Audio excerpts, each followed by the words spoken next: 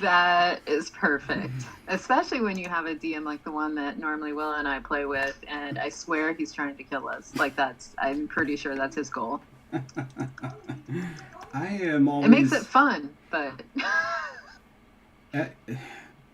I swear I must be a marshmallow, because what I do is I create something. I'm like, all right, there's no way they're gonna beat this.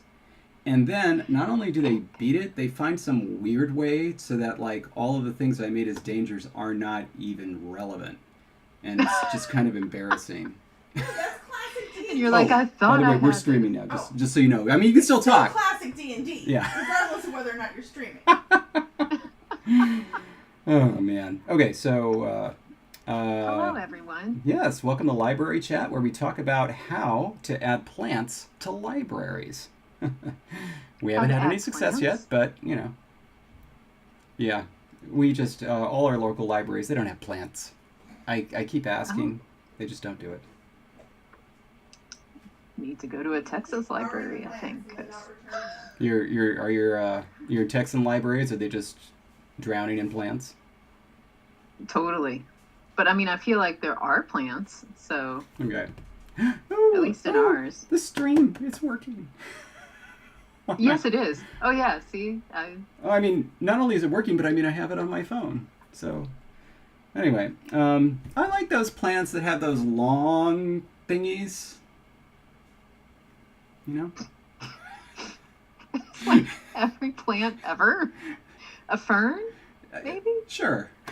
That sounds Okay. reasonable. It was really a mistake to start this podcast about plants and libraries if neither of us knows much about plants. I'm sorry. I feel like I may know more than you. Maybe not. Maybe I'm just overconfident based on my different background. But when you describe a plant as, you know, the ones with the long thingies, But that dude feel- does. You know that bend like rabbit ears, or at least like rabbit ears in cartoons. are you talking like aloe plants? No. Those are stiff. That's a rigid plant. You know? It's not really. They end up getting bendy when they grow too long.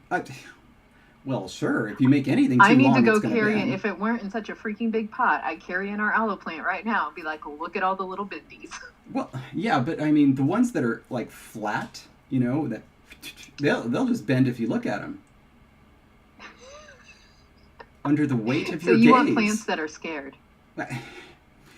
Now then, let's not start this on the wrong foot. Anyway. Oh yeah, we don't change time until this weekend in the U.S. Yeah. So it'll be, it's this weekend, November 1st. God, you know, I had such hopes that this year was going to be the last year, at least for California. I thought that we were going to change and abolish it, but two things happened. One, COVID, but the other is Great. so ridiculous. Apparently, there is a federal law in the United States that you can abolish observing daylight savings time whenever you want, as long as you go to regular time. See, but that's what I want to stay on, so I'm okay with that. Not us. More sun all the time. We Californians are crazy for daylight time. We love it. I am so excited for the early evenings that are going to happen next week. I'm ready. But I want you to consider this. Let's say if there was that switch, California stayed on daylight, and then Central stayed on regular. We'd only be We'd be 1 hour closer. Yeah. Okay, I'd be okay with that. I will say, though, also, what makes it more exciting, too, is we decorate for the holidays ridiculously early, so we're going to have twinkle lights by this weekend. Oh, yeah. And I've told you about our lights where we can program them. Mm-hmm. Yeah, we don't have those. I put the lights on for the reserve Dodgers. But since they won, I'll probably switch back to the 49ers. Nice. Yeah. Anyway. I think we have enough of a group Yes. that... Oh, we're not waiting for anything. We're just being disrespectful to our viewers. No, well, I was waiting to make sure that enough people found us before I announced the results. I don't know Okay. what you were doing. I was I just thought I being- was being nice. You were. I was being disrespectful. Okay, let's go. Okay, so we had 3 options, and you had actually named them Yes. something nice. I wrote down 2 of the names, but not the middle one. Oh, I have them in order now. So Well, good, I'll write them. I'll write them in the document. because one was prothesis. That was That's the first one. The prothesis. second one, I don't remember what you called it, and the called that. third one was full dandy. Well, of course, the middle one is the half dandy. Why would you have the half dandy or the full dandy if you didn't have the half dandy? Why couldn't I have figured that out? Okay. Oh, shoot. So I will say that our voters, our patrons specifically, tend to not ever like any sort of halfway point. Yeah. And they did not like this one either. Yeah, that is kind of interesting, isn't it? Because it's this way or that way, but anytime there's a compromise, they're like, no, let's go one way or the other. Yeah, we need to talk about that, I think, with them. Have a sit down with them. Because sometimes that's the way it works in natural languages, right? It's just kind of a half thing, and it's kind of interesting and cool. I don't know, whatever. That's okay, Megan. The half dandy was nice, so you're right. It's a good reason to like it. And Jasmine, I'm so sorry. You did vote for it. There was some love for it, but just not enough. Yeah. Second place was prothesis, which I believe David had correctly predicted was actually the one I wanted. Yep. Yeah. Mm-hmm. Yeah. And I didn't even announce it. I thought I was so clever. I'm like, I won't announce this. I won't tell them that's what I want. And the full dandy one. Yep. And Artak, his shirt is amazing. It says, when the DM smiles, it's too late. It's already too late. That's what it says. And it's awesome. Yeah. Okay. So that's Yeah. the winner. The winner is the full dandy. That's where we're going. Yeah, and I probably should have reintroduced what these were exactly. Remember that we were talking about what's going to happen with weak fricatives coming next to liquids. And so one option, of course, was just prothesis, which we had used before, which would have handled it quite simply, and nothing else would have changed. The other idea was to implement some sort of a phonological change. I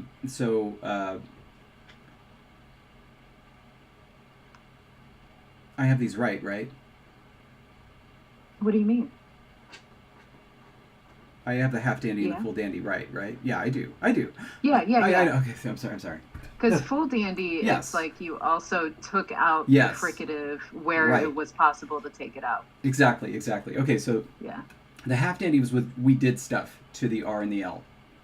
No prothesis, made it a more pronounceable cluster so that words could start with it more easily, because we were having some issues with doing that otherwise.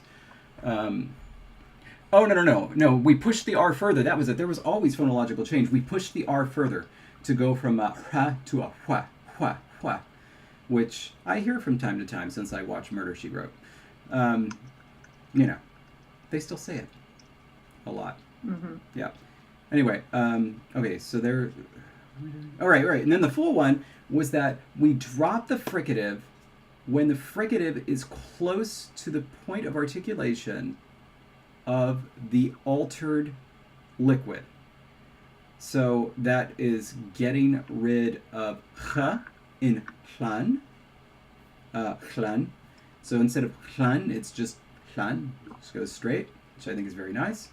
And then for the other one, we get rid of the f before Juan, and so instead of Juan, it's just Juan, which sounds almost exactly the same. So there we are. Also, I do Yes. feel the need to point out what Kobe wrote because it made me laugh. Hmm. Natural languages, in quotes. Sir, this is for some anthropomorphic opasa in a post-nuclear Armageddon. Have you read the news lately? Mic drop. Episode done. Yep. Okay. We're good. All right. So, excellent. Now we need to write this stuff so that it is somewhere. And you're going to call it the full dandy rule, right? No, goodness gracious. Now it's just the dandy. Because there is no half. That's right. Oh, I just thought of something. On New Amsterdam, you could when something good happens, you could say that's New Amsterdandy. Does anything good happen? Sometimes. Okay. I am 2 years behind because if you recall, the last time you did a full recap for me was 2 years ago, and I don't watch the show. And so I've been waiting, and I thought, well, this semester when you come here, which you won't because of COVID, but when you were going to visit my class this semester, I was going to get caught up. And now, I don't know, maybe I'll just have to, maybe we could have a whole live stream where you catch me up. Also, though, we could have just binged it and skipped your classes, you know. That too. But yeah, no, this last season, they actually voluntarily pulled an episode because it was a little bit too similar in theme to COVID. You're kidding. Yeah, I am not kidding. That happened. It was the second to last episode of the season. They pulled it. Wow. But they nevertheless had to do a summary of it because they introduced a brand new character. I felt bad for that actor, honestly. But, you know, he's on the show now. Okay, wait, what are we doing? The sound changes. We need to write them. Okay. Mm-hmm. Yes. Just a second, I'm answering questions. Thank you for that, because obviously I am not. Well, the most important questions are about your shirt, so I'm answering them all. Perfect. Okay, word finally voicing. It also results in a voiceless rhetoric, which is a result of... Well, you worry about how to write rules. Okay, good. Okay. Yeah, that's right. The Loganian merger. That was a really special thing that happened there. I thought we were. It really was. I thought we were going to be stuck, and that was so nice. That just fixed everything. Okay. Now it should probably be around here since we're talking about word final devoicing, or where is other contact phenomena? Fricative fortition is contact phenomena. Retroflex assimilation is contact phenomena. Weak fricative dissimilation. So. Okay. I scrolled too far, and now I'm totally paying attention. I will answer questions out loud instead of typing. That takes my attention away. Right here. Contact. We were talking about contact and where all of those are. Yes, right here. So, now we got to talk about something else. I realize this raises a new issue. But Jasmine just started watching Motherland, so I was saying. Oh, well, we like that, man. Hope it's enjoyable. Yeah.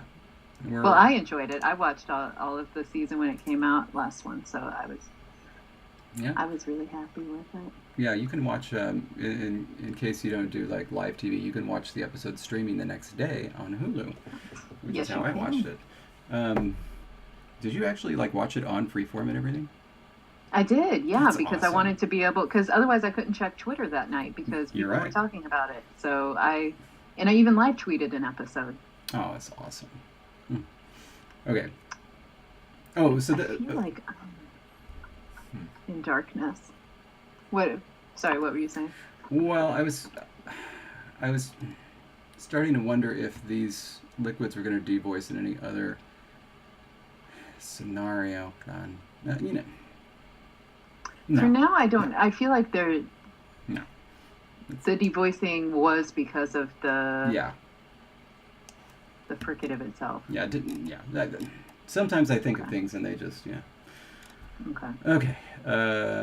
What's in P, and it's gonna happen before this, I think, in my opinion. It's gonna happen before prothesis. Voicing assimilation. Gosh, I did assimilation again. Okay, non-nasal consonant goes to alpha voice when it comes next to a minus sonorant. Right here. Oh, ooh. That will be a nice little pair. We're going to call this voicing assimilation 1 and voicing assimilation 2. Because now a C plus sonorant goes to minus voice next to a fricative that is minus voice and something that characterizes a fricative. What characterizes them? Minus strident. Yes. I think we said that at the same time because you're audio muted, and anytime on our call that we're talking at the same time, your audio mutes on my end. Okay. Minus strident and then plus continuant. That'll do it. Oh, I do have a question though. Yields. Would they devoice after a voiceless stop? Yeah, I was that. See, that's why I asked. Okay. Let me write this rule real Let's quick. just- Yeah. Because if we say yes, that environment is going to be weak fricatives and voiceless stops, but not stridents. Anyway, but let me just okay. So, Okay. a liquid consonant will devoice after a fricative. I'm just going to leave that right there. Okay, so let me go back to the notes.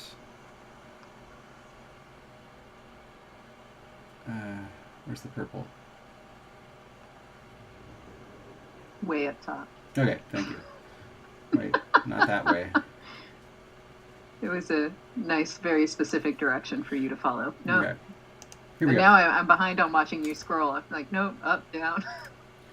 By the way, if anybody who's watching ever actually like feels themselves getting a little seasick because of how I'm scrolling, please let me know. I would hate that. That would just be. To like close your eyes. You know, you remember this game? I mean, you're probably not going to remember this, but you remember this game on N64, Goldeneye? Came out after the Pierce Brosnan movie, Goldeneye.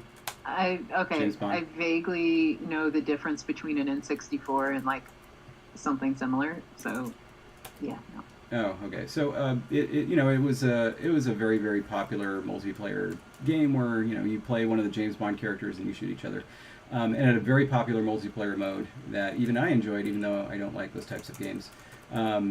But as you play, right, if it's like one player, full screen, two players, half screen, three players, they split it into four, and then four players, of course, it's split into four. And so I often played multiplayer when friends brought it over. But then I discovered that in trying to play one player one day, I couldn't even look at the screen for more than 5 minutes. I would start to 'Cause get it was too physically big. sick. Like, even with the two-player half screen, I was like, I can't play this. And unfortunately, When Chris and Will play Mario Kart, and Yeah. I can't watch the screen when they're playing because it's too much. yeah. That's always a shame. I got a really interesting game on the Wii like years ago, and I started playing it, but I had to stop for the same reason, and there was no multiplayer option. So anyway, okay, man, we're all over the place, and by we I mean me. So we're at present. This is what we have: plak, tlak, and klak. And then I guess I should do. Okay, but I'm just going to talk about it as I write it. We also, of course, have that with R as well.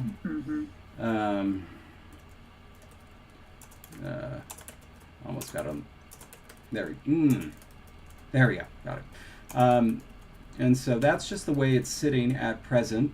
There's nothing that changes that. So what do you think? So my first question is whether these are slightly aspirated or not. We never really talked about whether these voiceless stops would have any sort of aspiration, because if there is aspiration, I'm inclined to say let's do voiceless. If there isn't, then I could see the problem with saying why doesn't S also trigger the same thing? I generally, unless I'm going in there full bore with aspiration at the outset, I assume unaspirated. That's what I was assuming here, especially since we have the weak fricatives. It just seems a little much to have, pa and fa doing stuff. Like, it would lead to mass mergers, in my opinion. Same with ka and cha. I don't know. So I was imagining unaspirated, black, black, black, black, black, black.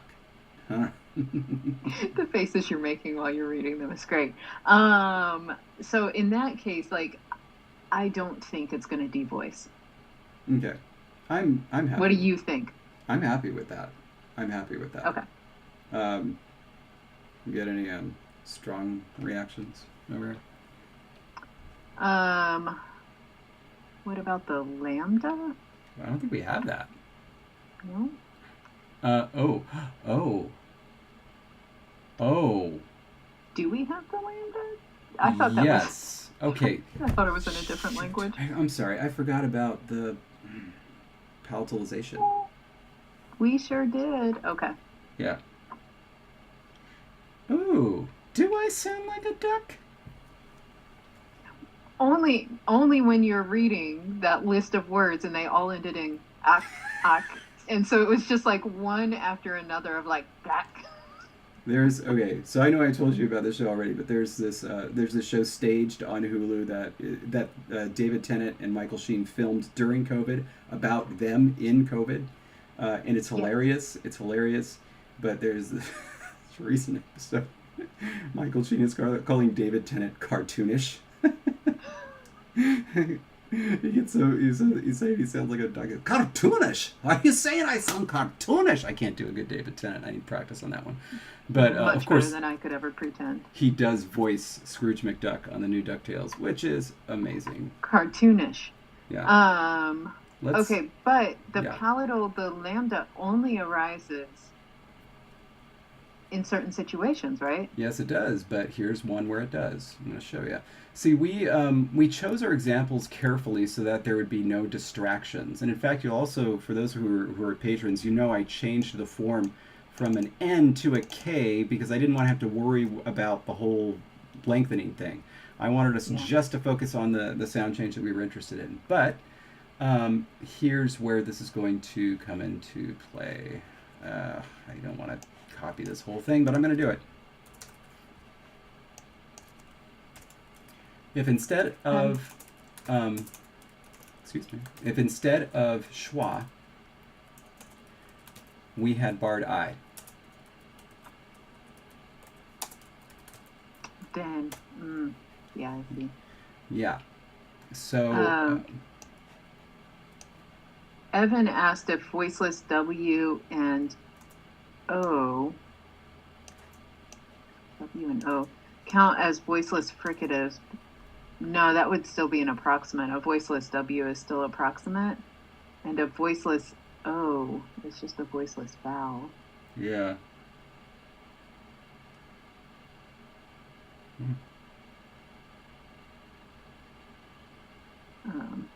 LH, not OLH.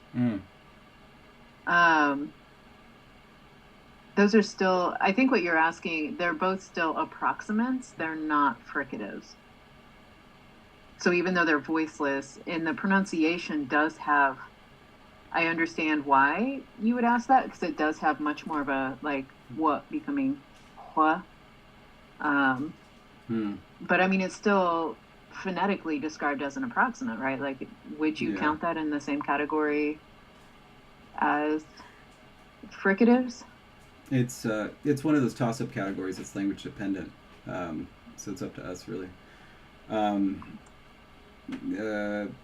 you do me a favor and go down to the sound change section, and then just read off in order every sound change that's relevant for these four protoforms, the khlan and khlan and khlan.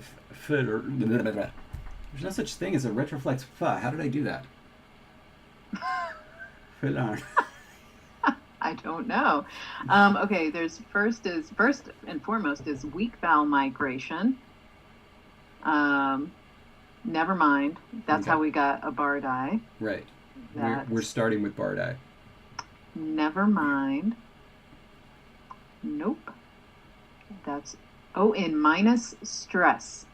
Barred I becomes a little j when it's minus stress on the previous consonant when the vowel is unstressed, and obviously when there's a consonant before it. Okay, so that's the first thing that happens. Okay, got it. That is rule number 3. Got it. Okay, next. Palatalization spread. A previous palatalized consonant spreads its palatalization to an adjacent consonant. Okay, so then all of these get it. Okay, got it? And it only spreads in one direction. Yes. Palatalized consonants become fully palatal consonants. Okay. And so that's going to result, here we're looking at the hya becoming just a voiceless palatal fricative. And a true palatal, like hya with a cedilla? Yep. Got it? And then the retroflex L is going to become, with the palatalization, is going to become the lambda, the full palatal. Are there any? Oh, and then the other fricative, the bilabial fricative, is also going to become a full palatal fricative. Really?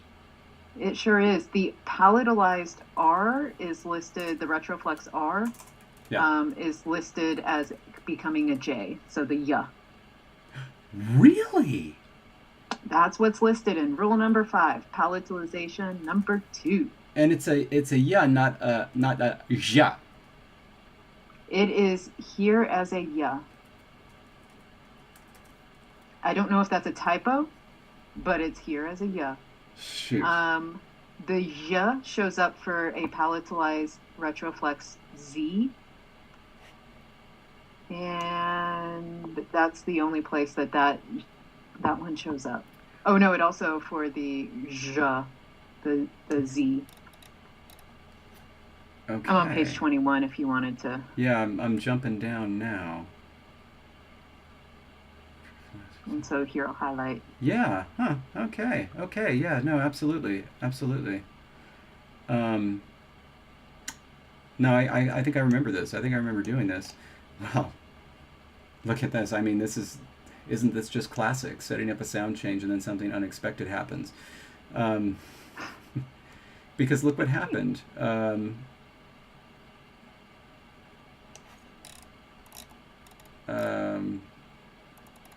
Where am I? somewhere before page 9. Okay, so let's quickly address what people are talking about in the comments. So no, there is not a palatalized lateral fricative because that sound change happens later.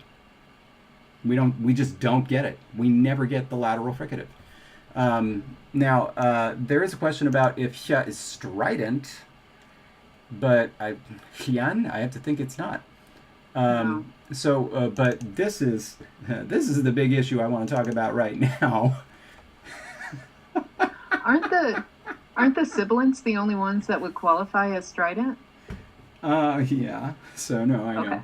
So which means that shouldn't this be a voiceless palatal approximate hyan? But hyan, I just no. Hyan. I'm fine with hyan. No, hyan. With the lateralization, because remember these two are distinguished, right? There's hyan versus hyan. The one that's highlighted is just hyan, right? The one that's highlighted is hyan. Yeah. So I'm doing the highlighted one correctly. Oh, you're doing the highlighted one. I'm sorry. I thought you were doing the. Okay. Yeah. Yes, you're right. No, I wasn't trying that one. I was just going for the highlighted. Okay. Good. Okay. Okay. Yeah. Hyan. Okay, so you're fine with that, even though it's startlingly similar to just that. I'm waiting for it to show up because I'm still on a different page. Yeah. Even though it's starting, yes, I'm okay with that. We're good with the hyan. Yes. Can I even? Are you not? Can I even do that? Hold on. Hyan.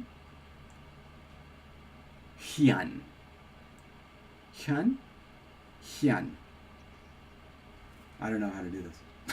I now finally understand what this emoji is. Hyan.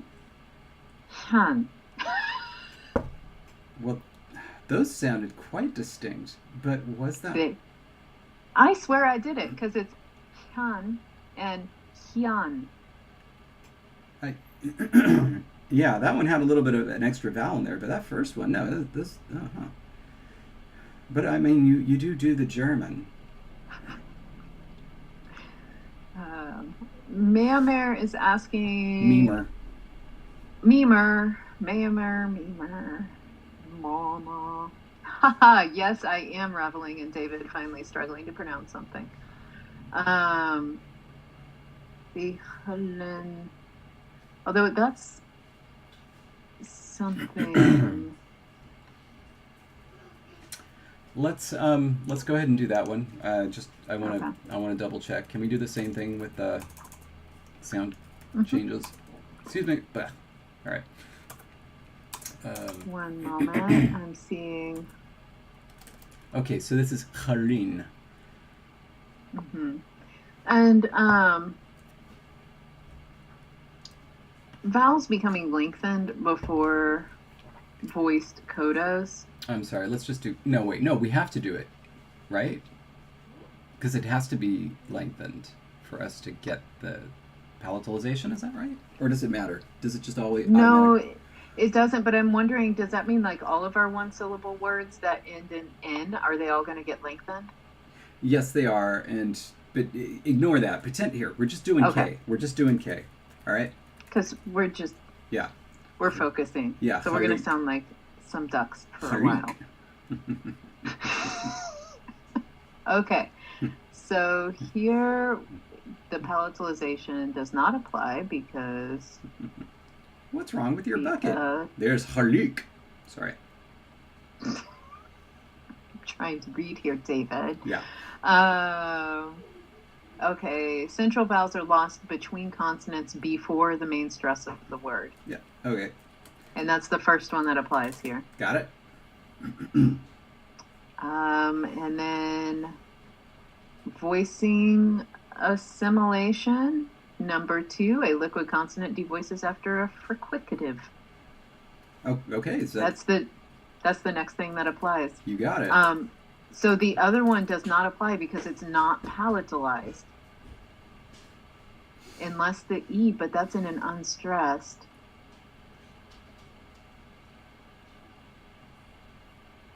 Just a second. Going back through. It's unstressed.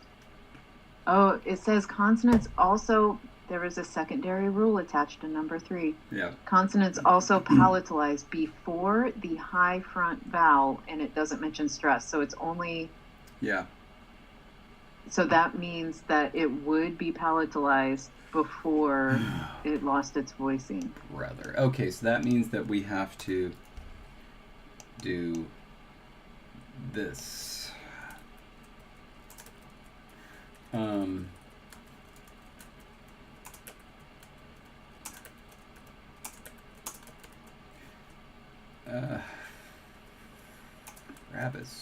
Grabba.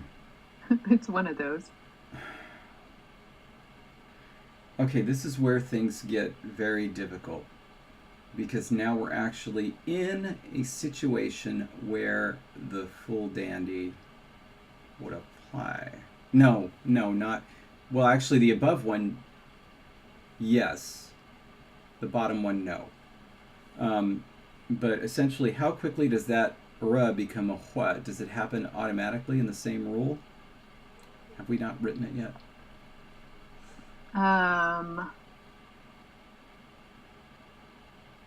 Okay, so that one isn't going to happen until after. Okay, so in number 3, the third thing that's going to happen here is that it's going to become a palatalized consonant before that E.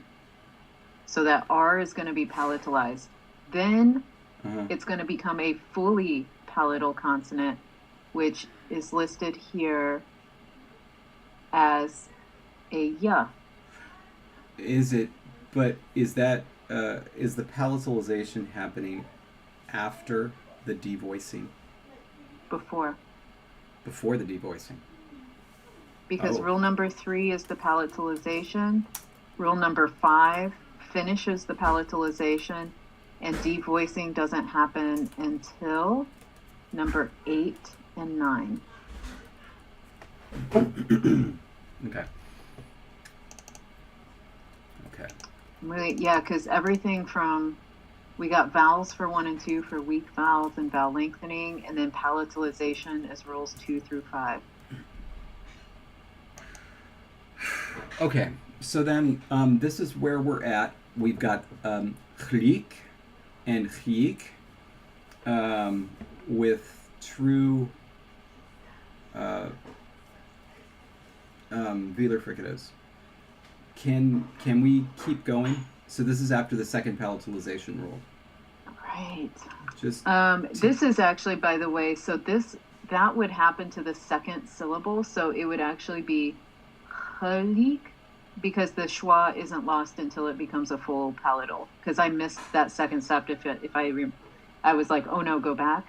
The schwa, the unstressed schwa, is not lost until you get a full palatal consonant. Serious? I thought the schwa loss was one of the first thing that happened. No, there's a weak vowel migration. Okay. And then there's a vowel lengthening, Uh-huh. and then weak vowel loss is number 6 after the 3 palatalization rules. Oh, wow. Okay. Dang. And so it would be chayik. Okay. Then we lose the vowel. Then, boy, this is a... Yeah, this is a mess because now the other ones that we just did are wrong, right? Because the palatalization is spreading before the consonants are next to each other. Wait, no. Because the schwa loss is separate from the... Yes! Ugh. Yes, because the barred I becomes a palatalized, Yes. and then later schwas are lost. But yes, that happens before the palatalization spread. Schwa loss is a separate issue. Okay. Got it. Okay, so right now we are at chalik and chayik. And now the schwas disappear. Okay, that's the next thing that happens. Okay. Yeah. And then nasal assimilation does not apply. Voicing assimilation, number 1. What does it say? A consonant will spread its voice feature to an adjacent consonant. And this is a minus nasal consonant to the minus sonorant, the Yes. matching voice. It's that rule. Doesn't apply. That one doesn't apply. Voicing assimilation 2 is a liquid consonant voices after a fricative. D voices, right? Yeah, I am never ever going to be able to say weak fricative again in my life. You do realize that now it's just internalized. I honestly can't wait until you say it in a Ling 101 class. Like when you're trying to introduce students to the very building blocks of linguistics. You're just going to be out there saying fricative.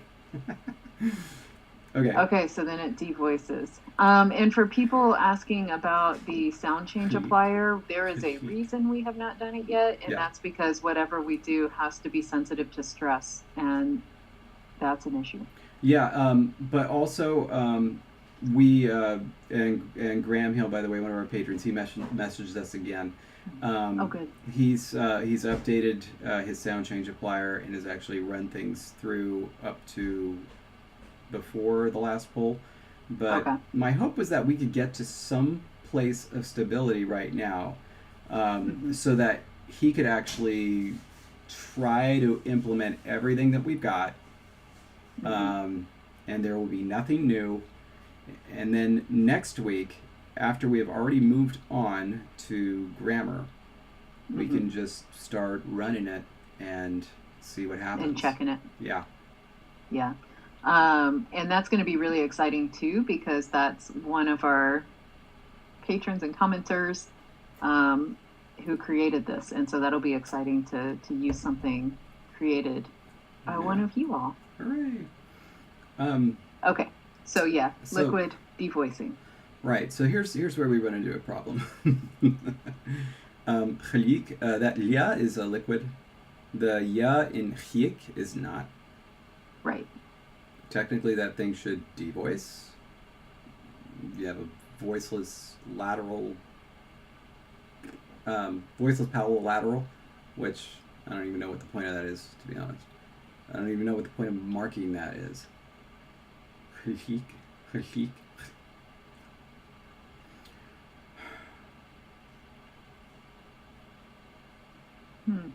Yeah.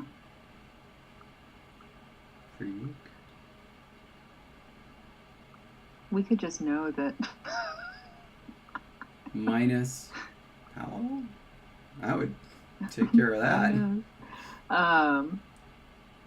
But yeah, that would happen.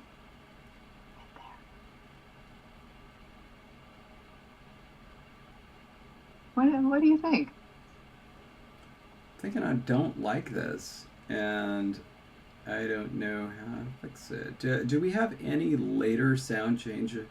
Later sound change that causes a consonant to assimilate to a following palatal consonant? Any chance? That follows this, okay. Because then it's retroflex assimilation, which does not apply here because it only affects the sibilants. Yep. Fricative fortition, you need a nasal. Doesn't apply. Weak fricative decimalization. You said it too. Not.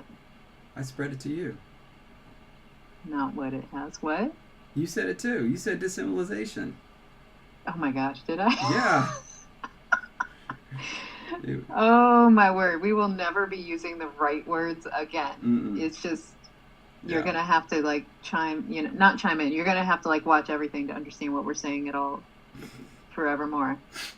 Geminates and clusters that begin with a nasal or fricative, that has a thing. Vowels lengthen before voiced codas. Yeah, it doesn't apply. Interesting. Rule number 2 and rule number 14 are the same. What?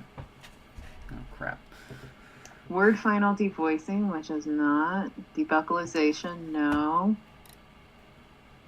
And then central vowel annihilation. I don't see anything else that would happen here. Okay.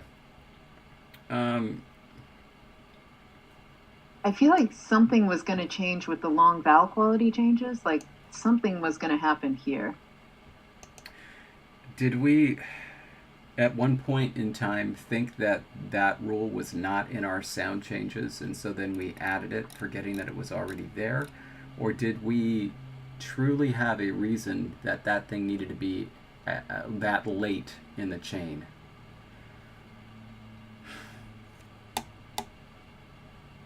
That's a good question, David. Another good question is, did you just copy that rule over to write in a new one and then forget to write the rule? Yeah. Right. Nice, Jasmine. What was? Yes, you're absolutely right, Jasmine. Well, you see, descriptively, decimalization is totally fine. I'm. And I don't know how to pronounce your username here, but astavi, it does seem that we had something in mind about the long vowel quality actually changing. But was this where we wanted to get rid of other vowels, like where vowels were lengthened before voiced codas way earlier, and so now at this point in the language we're actually going to change the quality of said vowel? It seems unlikely, and this is why. So first of all, in terms of what happens after the sound change, as opposed to before, it doesn't matter where the long vowel quality change occurs. Oh, I'm sorry, it doesn't matter where the length happens. It doesn't matter where the lengthening happens, as long as it happens before word final devoicing. And word final devoicing is our last sound change. So lengthening can happen anywhere before. That's fine. However, yes, we were having some breaking where a long vowel was going to break. And certain of those long vowels might produce a palatalization situation that was not there before.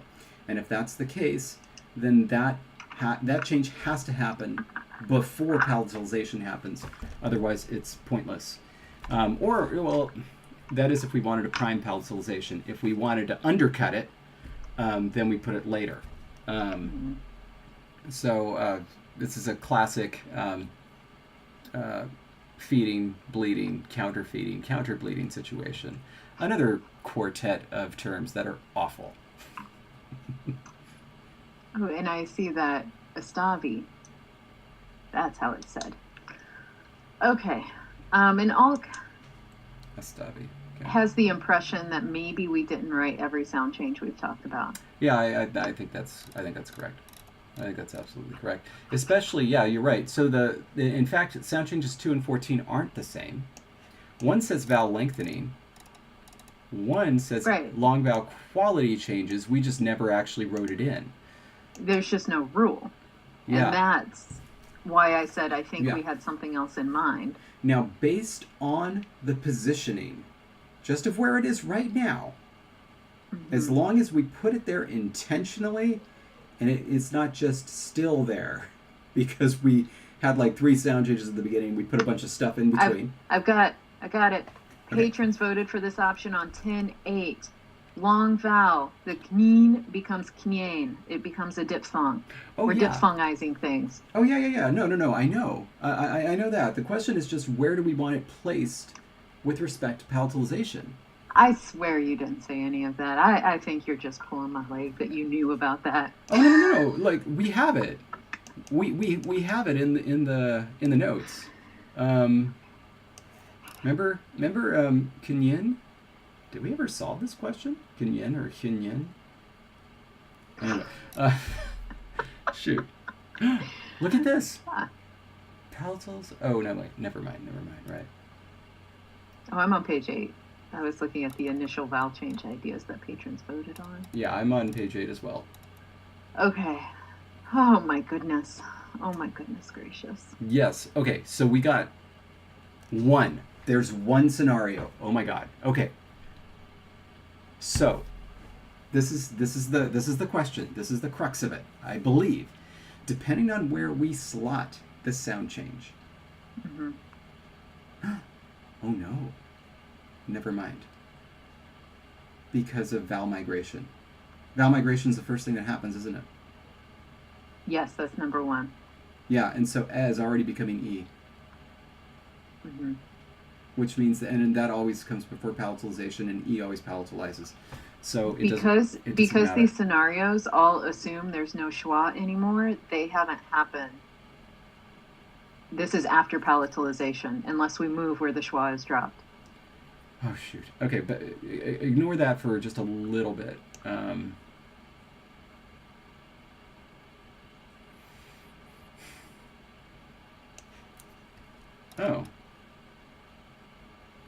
Oh. Okay, no. This isn't weak vowel migration because the E is in stressed position.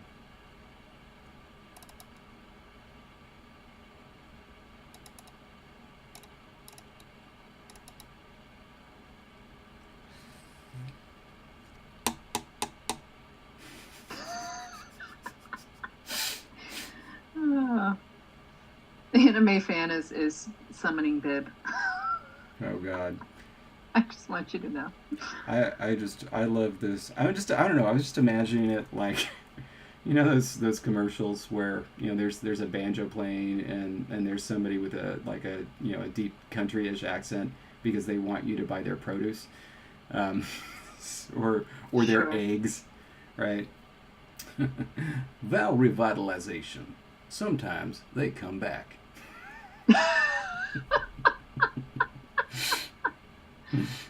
Oh my gosh, that is great. Yeah. Okay, and then God, now I'm very self-conscious about whether to say Memer or Mayarmer or Mayarmer. Please tell me how to say it. Good question, Bibleridian. However you say it, You said, good question, Biblioreadian. You said that's where you have the vowel breaking written. Does that mean you had it written as rule number 14, or what was that? Oh, it's So memer. Okay, thank you. yeah, we had this whole vowel breaking thing happening very early on in the development of this language. So what I believe may have happened is that at a time that we had very few sound changes, very few. We had basically three things listed, like vowels lengthen, vowel quality changes, word final devoicing, and we had them in the correct order. And then what happened is we got onto other things, and so we just kind of, yeah, and so it just kept getting pushed.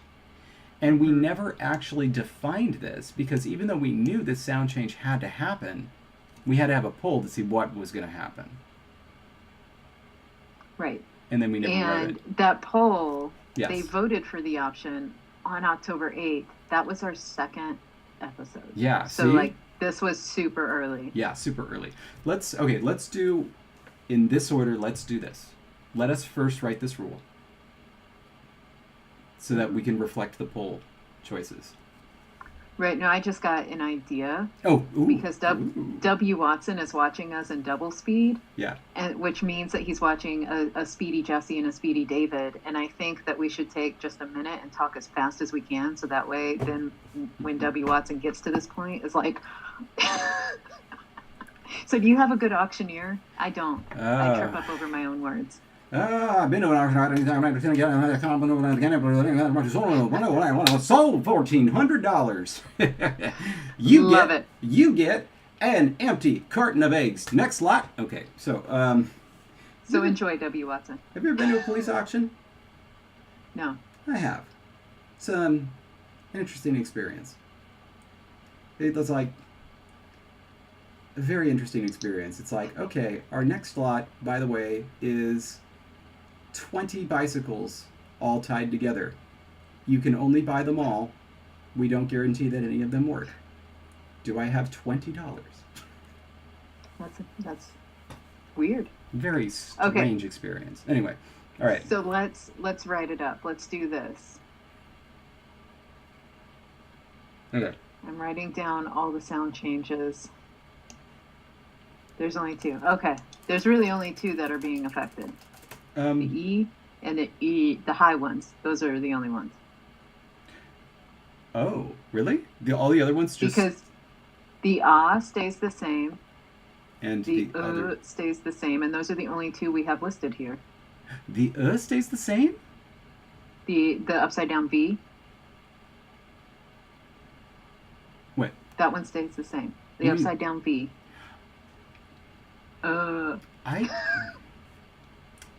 Knun stays knun. I don't think that's true. But knun goes to knun. Transcribe that one, please. I don't think that's right. Shoot. Can you possibly pull up the poll? The poll? Like on yeah. our Patreon? Says you after you know I'm having troubles accessing it, so just a second while I pull up my iPad. Oh, right, I'm sorry. You're just rubbing it in, aren't you, that you still have computer access? Mm-hmm. It's just a splendid day. The stream is going great. I can watch everybody on my phone. Everything is on the Wi-Fi. I know I haven't been booted off yet. Knock on wood. Okay, one moment. Wow, okay, here we go. October. Where are all our posts from October 31st to October 10th? Which side of my... is this one? Wait. Okay, so apparently my version of Patreon is showing that we did nothing between August 31st and October 10th. You gotta be freaking kidding me. Okay, no, I'll come back. I'm gonna check it on my phone. I'm gonna check it on my phone. Okay. I'm taking care of it. Okay. And all the ones I can see are on consonant clusters. Here we go. Oh, wait. Oh. More is updating. It's deciding what I get access to very slowly.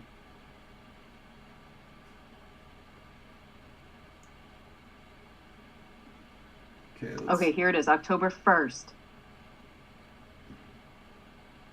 That's where it all is. Yeah, was it quality shift and breaking? What one? Which one won? Yes. I believe maximal distinction won. Really? Okay, that one was tied. Maximal distinction's up by 1 there. Quality shift and breaking is up by 2 there. I think quality shift and breaking won. Just a second. Let me, because I've got these saved somewhere else.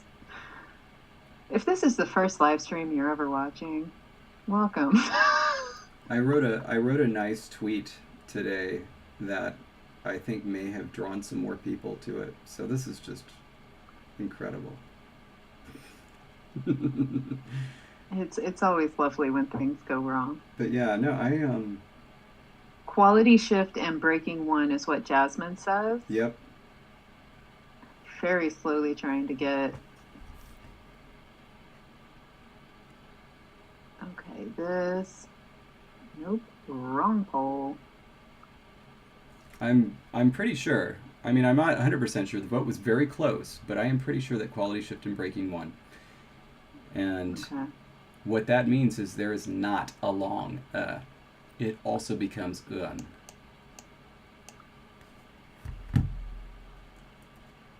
Okay, I have season 2 poll 2. Where is season 2 poll 1? Why didn't I save it? Probably because I was overconfident and I was like, look, we're on a roll. We know what we're doing. Oh, crap. No, whoa. Ooh. Oh, okay. Did I miss something? No, I just mixed something up a little bit. It is noon. Canon. Canon. That's what it becomes. So Canon versus Canon. There are 3 Canons, 1 Canon, 2 Canians, and then 1 Canon.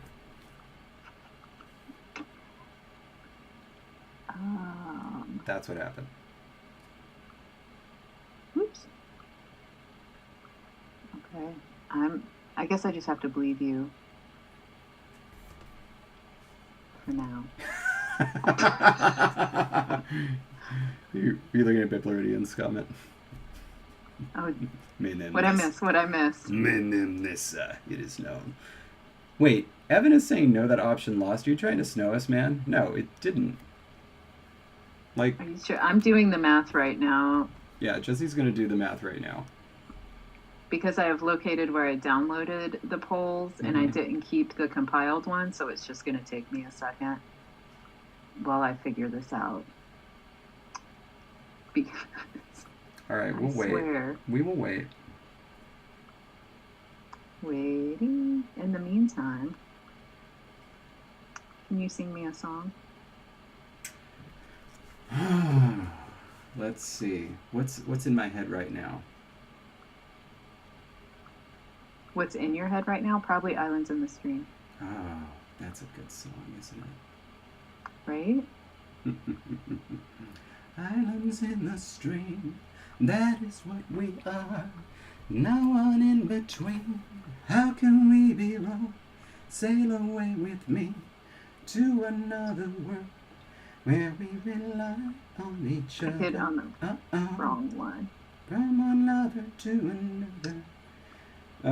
Dothraki Stress Rules is It's a variant on default to left. So word final, if it has a word final consonant, it's stressed on the last syllable. If it's a word final vowel, it is stressed on the first syllable unless the penultimate syllable is heavy. Then it's stressed on the penultimate syllable. Okay. Are you ready? Yeah. By the way, This was an adventure. Yeah, Ghetto Superstar, it sampled it. It sampled it. It sampled Islands in the Stream like on purpose. Anyway, okay, so go ahead, adventure. Okay, so long vowel preservation did not make it. Quality shift and breaking had 17 votes. Uh-huh. Maximal distinctions had 15 votes. So quality shift and breaking. Yeah, that was what I thought. Option C. Yeah, that's what I thought. Yeah, the conspirators took it in the end. Yeah. Okay. Yeah, so this is correct. 2 Canines, 3 Canoans, 1 Canoan, and 1 Canaan. Okay. I was like, do you even know? Whew. Yeah. That was stressful. Okay, so let me write that up. Yes, please write this up. We will not do that again. Mm. Oh, Jasmine, which one did you vote for? And by the way, I think you and I are on the same vein because a whole lot that I would vote for if I gave myself a vote, which I do not, loses. I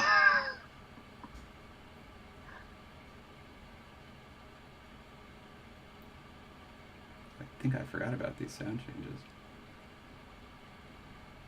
What'd you forget about? I guess. Oh, okay. So if this doesn't count as a fricative, then it doesn't matter. Okay. Long vowel quality changes. Long vowels change. Let's see. Maximal. Yeah, that's the one I would have voted for too, Jasmine. Non-low long vowels break, resulting in a radical change in quality. Okay.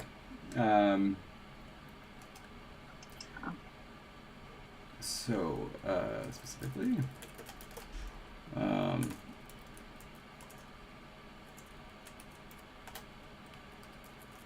yeah. Yeah, so specifically, that one becomes yay. And then we have an and an o. Okay. And I'm going to get rid of that semicolon, don't worry.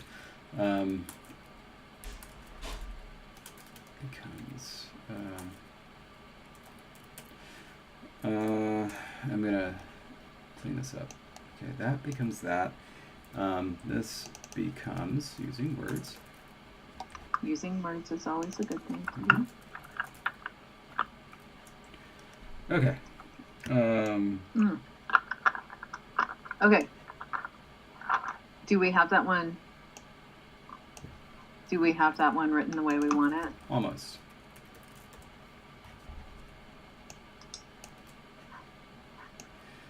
That'll do.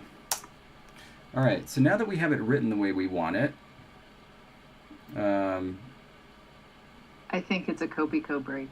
Good Lord, yes. We've survived. And here we go. I gotta pull up my other camera so we're in sync. There we Cheers. go. Tink. Wink.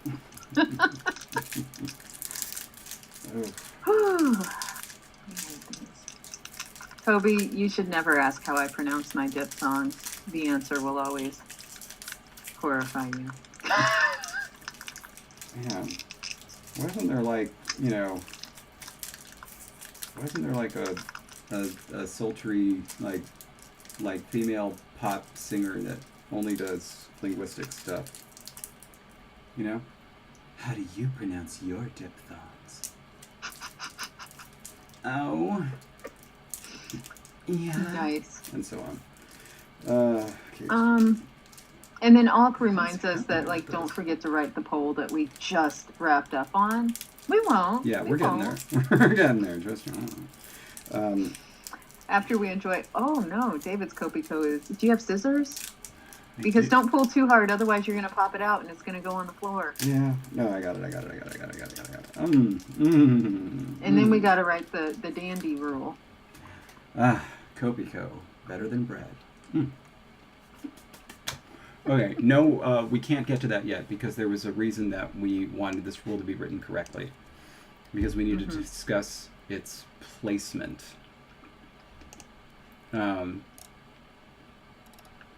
We need to find where E raises to E. Because I don't think that we ever wrote that rule. That's the first one. No, it's not. That's N becoming and in unstressed position. In stressed position, if I understood that progression correctly, I believe that E is becoming E. Yeah, look at this right here. Number 17. And is becoming Okay. Number 17 is the rule. Okay, going there.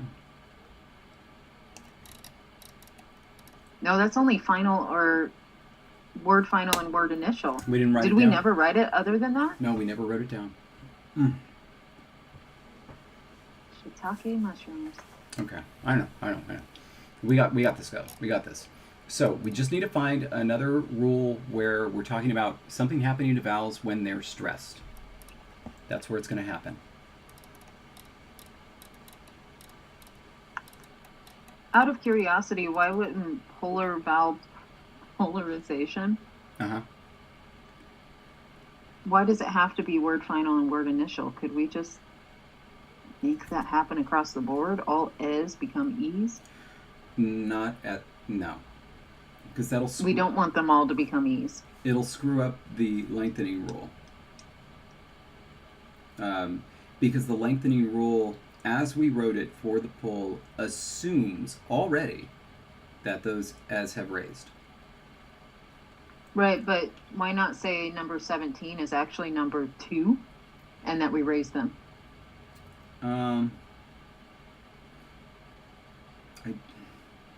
They feel like two separate rules. And this is why. The agent of the change, the thing that is driving that change, it's affecting mid-vowels. It's affecting mid-vowels. Oh my god. Okay, hold on. I'm beginning to tease this out. Cool.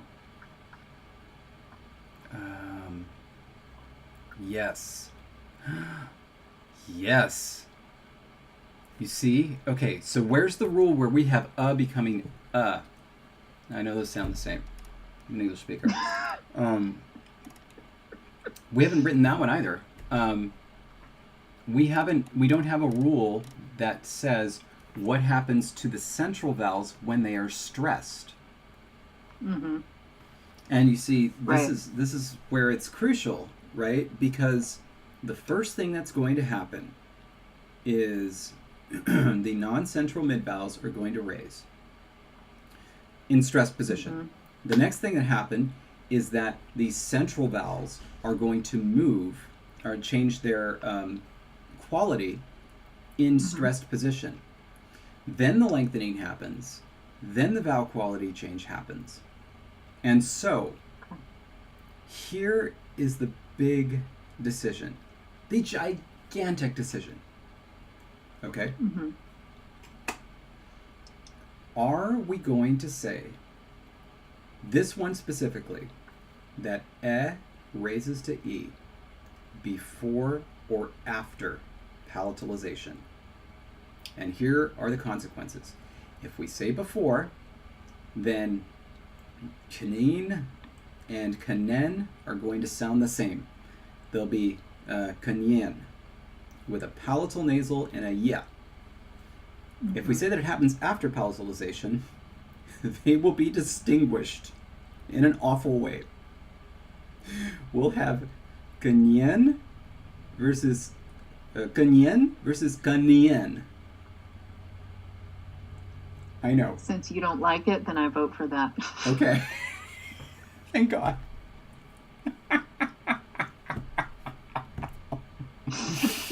I'm full of spite after losing. Okay. I want you to lose. No, I'm just kidding. I think it would make more sense to have the vowel shifts kind of happening as a group, and then the palatalization stuff kind of happening as a group too, in terms of historically, because Yeah. it would just, I think, make sense. Okay. And here's the interesting thing. This is why we can put it at 2. At least this stuff. We'll talk about the quality change and where it should go later. But we said vowels lengthen before voice codas, right? But that's easily misinterpreted as these vowels are lengthening because it's only happening in stressed positions. Because if you have a voice coda, then that vowel is always going to be stressed because it's always stressed where there's a coda. So I think that that's what our rule, this is where these rules should go. Okay, so I got it. Next thing, mid-rise.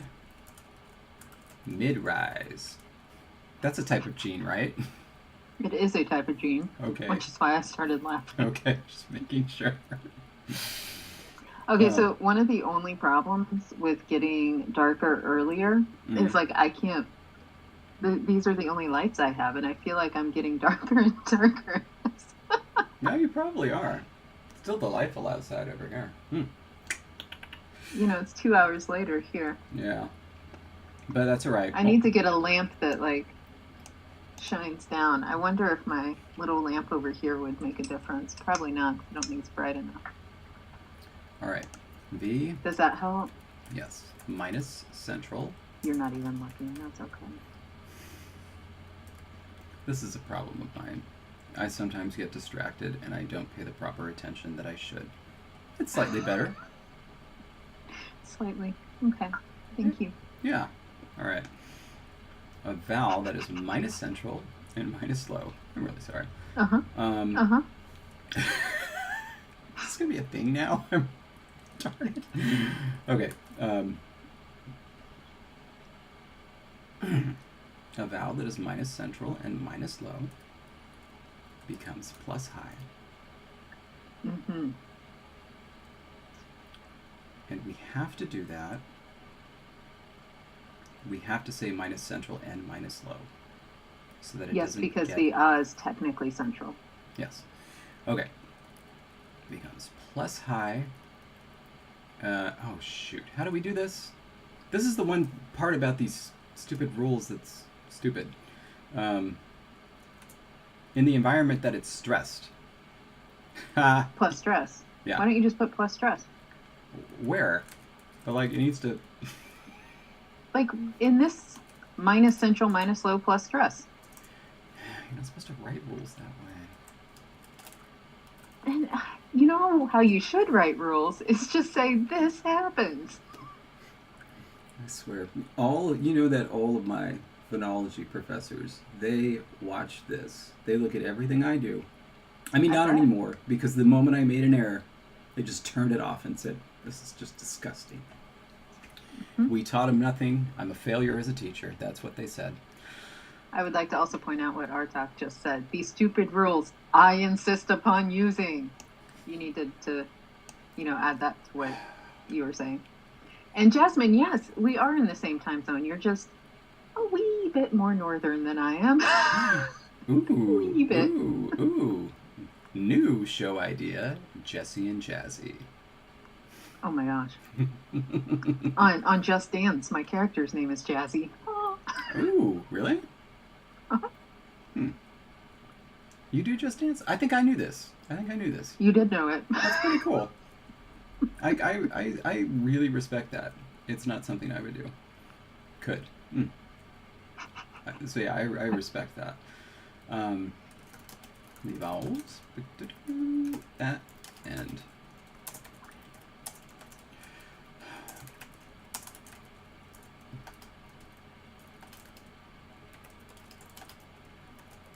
now once we get rid of these, I mean, effectively we're gonna be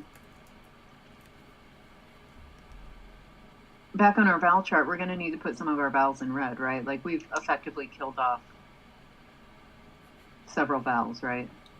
I I have to say, Jasmine, thank you for that. Was Biblaridian one of my professors? Oh, you're looking young today. Save today's picture. Yeah, I like that. I am, just turned 22.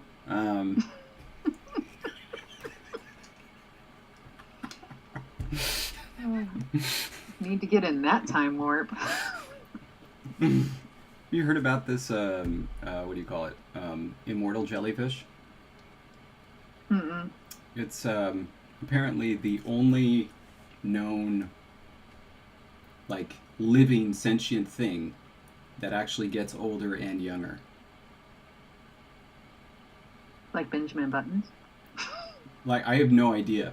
I bet Biblaridian Okay. might know. He's the bio guy. Mm. I learned this from Yeah, Octonauts. Biblaridian, if you can tell me more about this, I would love to know more about this jellyfish. Okay. So, we've lengthened some vowels. No, We've raised some vowels. Now, raised some. I'm going in order. Sorry, We've sorry. raised some vowels. and hold on. Whoa, that was too much. Sorry.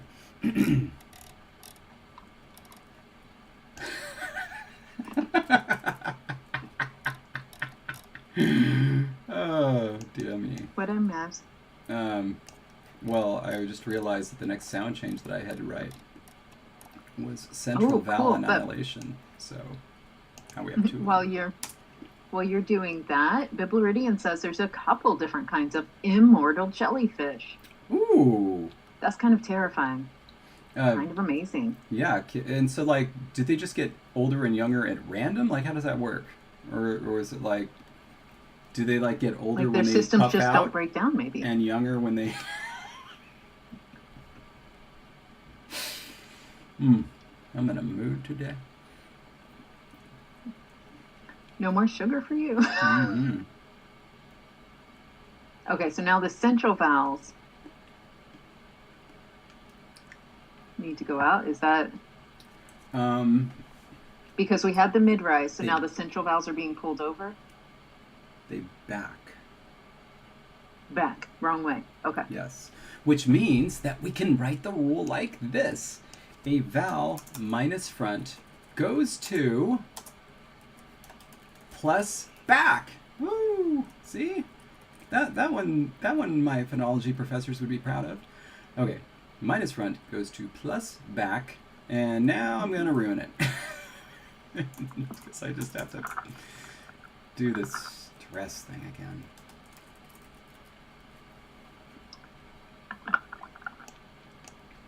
Why were you okay with writing plus stress up here, I wasn't. but not? Oh, okay. Never mind. The rule is always supposed to be A goes to B in the environment of C and D. You're not really supposed to have rules that just say A go to B. I see what your problem is. Mm. So what you wanted to say was in the environment of the vowel being stressed. Yeah, and there's just no way to do that. Okay, the central vowels. Yeah, we just kind of never wrote this, and that one's on me. And also, Alk is saying that after writing these rules, we maybe need to check to see if what we decided about the end of the word is still true. Yeah. Oh my gosh. That also means all the sound changes that have been created for us in the new sound change applier thingy, except not sound change applier because it's a new program. That is why I suggested that we not use it yet. Yeah. Yeah. Oh, sea pigs are not immortal, but they can live a long time. Sea pigs. I gotta look that up. Is sea pig like some sort of fancier word for sponge? Sea sponge? No. Oh, all right. It's a scotoplane. Oh. It's a sea cucumber. a deep sea cucumber. And I only know about sea cucumbers because you can catch them on Stardew Valley. Oh. Oh, you do With Stardew really Valley deep- too? I do. Oh, right on. It's the only reason I know what a sea cucumber is. Mm. Sorry, I think I just disappointed Bibleridian. Hmm. I can just imagine the head shaking over. That's how you know what a sea cucumber. Mm. Okay, sorry. You were trying to write a rule. No, I did it. I've done it. Now we need to do the vowel quality change. So now all Yes. of our vowels are in the right spot. They are geared up for lengthening. And can't you just copy and paste rule number 16? And by copy, I mean cut and paste, because rule number 16 is now rule number 5 or whatever. Yeah, also this has to happen after vowel lengthening. What am I thinking? Because if that doesn't happen, then none of those vowels lengthen and they're not, affected. So that has to happen. All right. There we go. Okay. Now we can do the quality.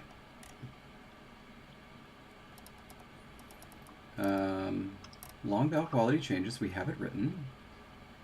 And I believe we are back to a place where it does not matter where this rule is ordered. As long as it's after rule 4. No, yes, as long as it's after rule 4, it doesn't matter where 14 applies. Not 14, 16. Yeah. Just as long as 16 is before 17. Yeah, I think. I don't know.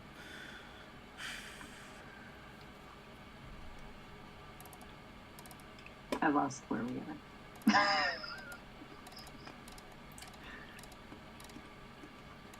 I want this sound change to be late because I want it to be like Okay. a little bit like Arapasa's great vowel shift. Okay. Yes. I get where we are now. Yes. I am happy with that. Okay. Question. Yes.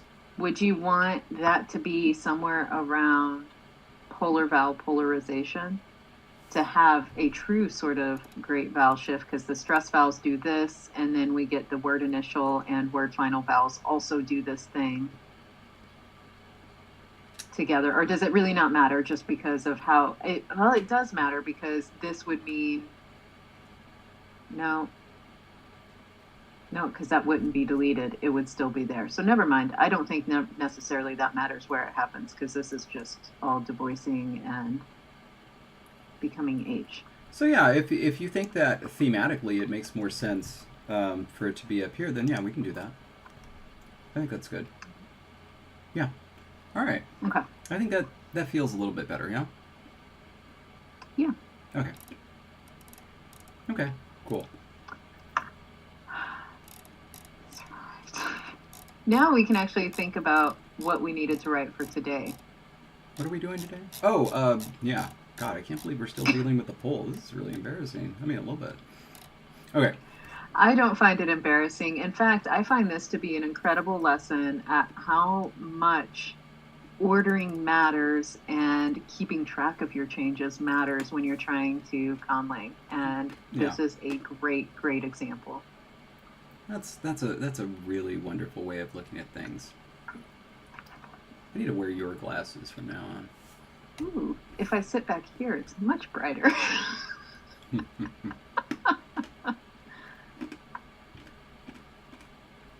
Okay. All right.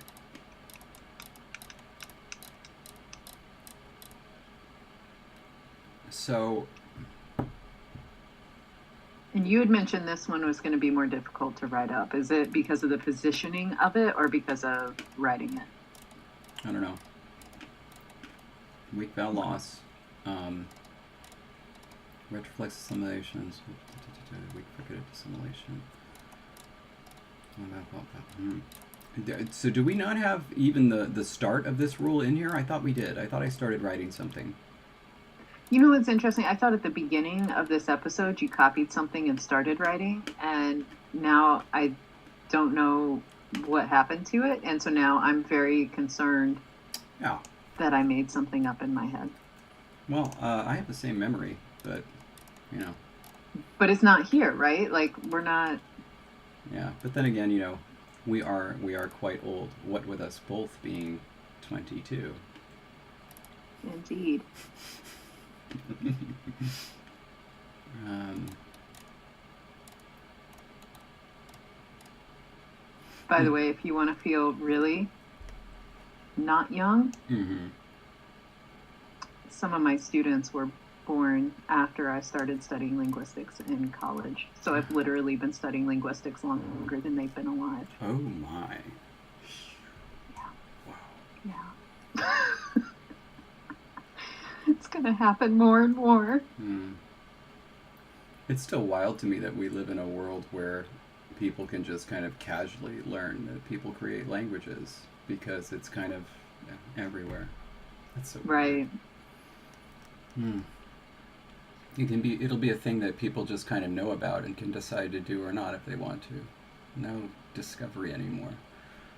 Anyway, I don't know if that's a bad thing or a good thing. It's just a thing. I think. Oh, you did write it. Rule number 11. Thank you. This is where we started. Thank you.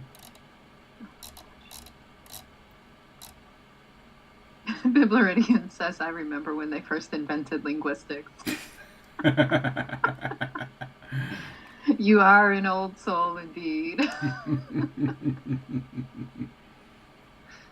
Okay. That's almost spreads voice. Okay. So this means if this rule is positioned here, it happens after all the palatalization. So Kobe says that I've never lived in a world where DJP wasn't making languages. Yikes.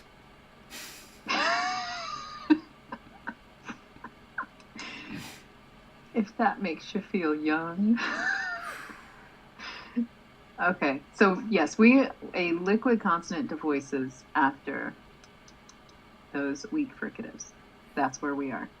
Okay, so then we're back to the horrible situation of khalik. Khalik. I'm sorry, khalik. It's not retroflex anymore. It's palatalized. Khalik. Khlik. I think. Where does the schwa get lost? It gets lost right here, number 8. Okay, so it is khlik. Yeah. We don't because it becomes fully palatal before that. Then the schwa gets lost. Yes. Okay, so two things. Are we happy with these clusters? Because I think that we weren't. We didn't like khlik. Right? No. I mean, like I understand that I won't be able to say everything in this language well, but like that bothers me that it's going to be that horrible for me. There it was. And I want you all to notice the position of David's hand while he was trying not to laugh at me. Smile. I'm quite studied. So the way things stand right now, we have khalik, the no vowel. We have khlik and khik, which means that we actually have a kha followed by a full-on ya that is not getting palatalized because they come into contact with one another after the palatalization happens. Khik.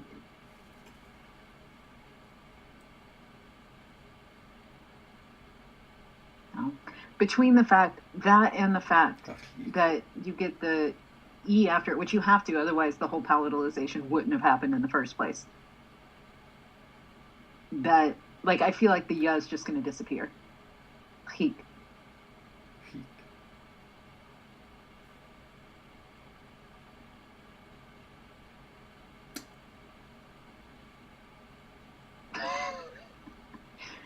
tricky, very hard. But you know what I'm saying? Like the whole yeet Sure. thing, Sure. which I'm totally fine with having a ye sequence in a language. Otherwise, You how are? would you yeet things? So like I'm not against that. But when you have that velar fricative followed by a ye sequence, ye, like I don't see the ye surviving. I kind of, I feel where you're coming from, but But you feel differently. No, I think that it might be cleaner if we got rid of, if we yeeted ye. Okay. Altogether. Yeah. And where are we going to I almost said yode it to. Where are we going to yeet it? Boy, this is going to lead us to another gigantic rule conundrum where we try to figure out where exactly it should be placed. Mm-hmm. They're saying yes, yote. Yeah. And the other question is, how is it going to be that the ya is lost in that sequence and it's just e, or are we going to change the vowel quality in a ye sequence? I was thinking about losing it, which means that R is just going to disappear before E. Because it was palatalized and therefore it just becomes E. Yeah. Okay. Like everywhere in the language.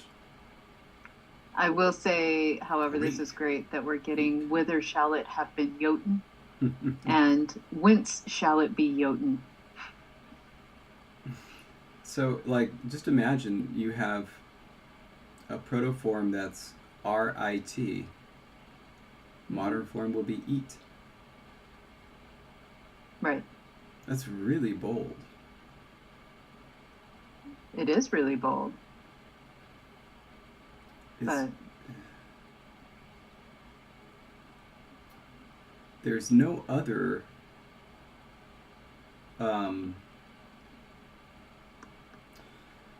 there's no other source for yeah, is there? That's it. Right. Because it's not a native consonant. Yeah. Oh. Oh. Oh no. Oh, okay. Mm-hmm. I'm so excited to find out where this is all going. Well, I was just thinking about a word like K schwa R-I-N. Schwa's going to get lost. The R is going to become a ya. Ya is going to disappear. The E is going to become an Ian. And so so what starts out is Karin becomes Kian. Kian, yeah. Now, if it's a vowel that doesn't get lost, we're going to end up with some VV sequences. Yes. So, oh, okay, I need it. Whew. Okay. This means Karin becomes Gayen. Yes. Is this too crazy?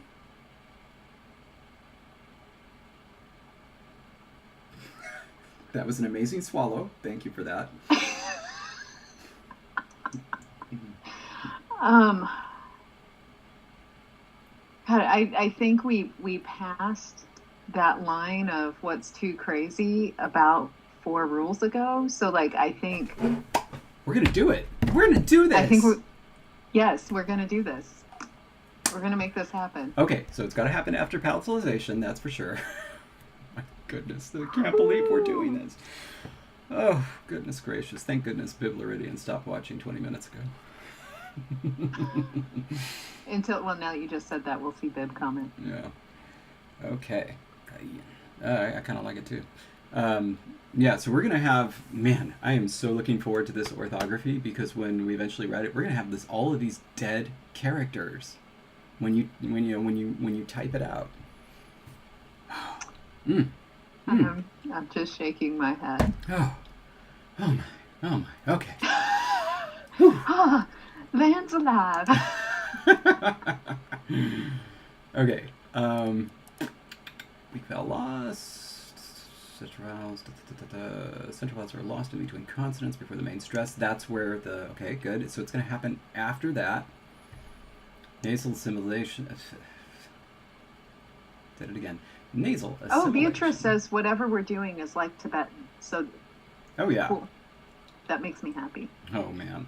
Did I tell you about the 2 times I had to learn Tibetan in a day? In a day. Yeah, like Wow. like the first time I thought, oh, well, I never have to do this again. And then they asked me to do it again. It was, because I had to translate something into Tibetan for 2 shows on Wow. Netflix. Just a thing. And also figure out how to write it. And it's not something ordinarily I would have done, but I did it for the producer that got me on Defiance. And basically, I'm indebted to him for life. What an amazing guy. I could understand why. Yeah. Also, Biblerine wants to know what's this about crazy sound changes? Nothing happened. Nothing happened. It's not crazy. Yeah. It's interesting, is what one of our commenters said.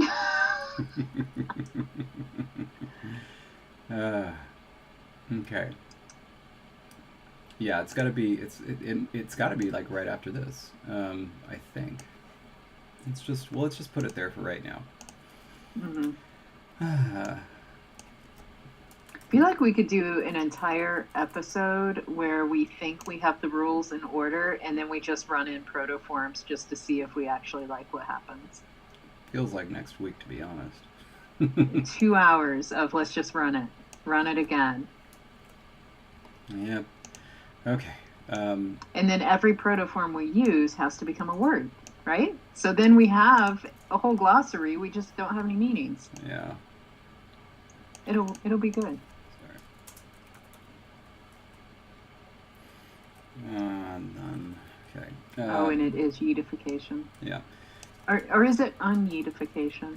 Yeah, it's an interesting question, since the eating is what we're talking about. It has been Since it would yacht, become eat instead of yeet. that which has been yacht. Sequence. Right, so it would be eat, but yacht and yoked, Is because those would stay. is It's reduced. is yoking. Resulting Mhm. in e.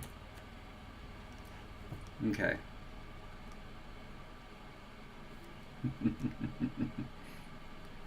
Oh, yeet is definitely a strong verb. There's no question. Okay. So I think that solves all our problems. I think so. I think so. And I'm afraid to go back to our examples right now. I don't wanna. They're just gonna turn. You don't, or you do? I don't. They're just gonna turn up more crazy. See, here's errors. what I think we need to talk about. What Sure. do we want our patrons voting on this week? I have no idea. And do we want to try to just create a word, or do we want to wait for the word creation until we get the sounds in some sort of applier thing? I have no idea. So, I really expected us to be totally on to grammar by 3 p.m. Pacific. Yes. And it is 3:41. So, I think I'm kind of... Shoot, that's right. The yeetification, we still haven't dealt with chliik. Chliik. Right. We have not. You're absolutely right. Dark Horse really wants people to be able to suggest a meaning for Knan. We're not even On close to that The yet. poll. We're not even close to that yet, so don't worry about it. Weeks away. Okay, so We just keep pushing it back. we're dealing with chliik right now. I mean, come on. You think we're ready for Knan? Knan is too far advanced for where we are. Okay. You want So Knan? You cannot have Knan until you talk about chliik. Yes. Okay. Okay, so we've decided that chik will just be chik. Done. Oh yeah, chik. Fine. We finished chik. That's taken care of. But now we need the lateral, the palatal lateral. which I can't even do. Yeek. It's How do you terrible. even do that? It's terrible. Yeek. The sequence happens in Russian. Khlieb, the word for bread. Khlieb. It's right there. Right, having, like I speak Russian, sure. well, you know what I mean. But like, Russian is like our second cousin that we only see at family reunions. So it's like, okay. So as it stands now, if we run what is ultimately going to be through our sound changes, we should end up at the end with a devoiced palatal lateral approximate. Ch, hya, ik, like that. So that's what we should get. We know that we don't like it. We got rid of our hik. That was good. That's dead. But now the question is, what do we do about this crazy situation where we end up with a palatal lateral approximant next to something we don't want it to be next to? Especially because it's devoicing. A very simple fix. Very simple fix. Two simple fixes. One, we can just say that devoicing only applies to non-palatals. It's kind of a weaselly way to do it. But another thing is that we can expand our yidification rule in a very dangerous way. By all palatals in No. the approximate line? That's too dangerous. But how do I say this? Right. Non-coronal approximants is how you say that. No, but I didn't mean like this. I meant like this. You know what I mean? Like sonorants. Palatal sonorants. Okay. Something happens to them before E. They get lost. They get lost.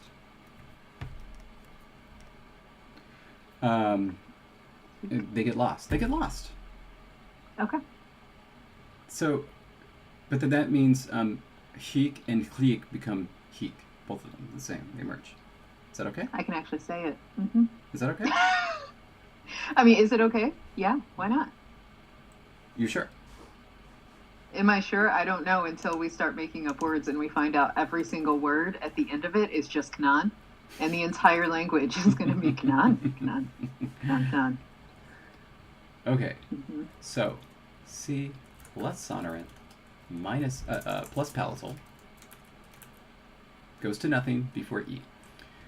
The sequences Y and Li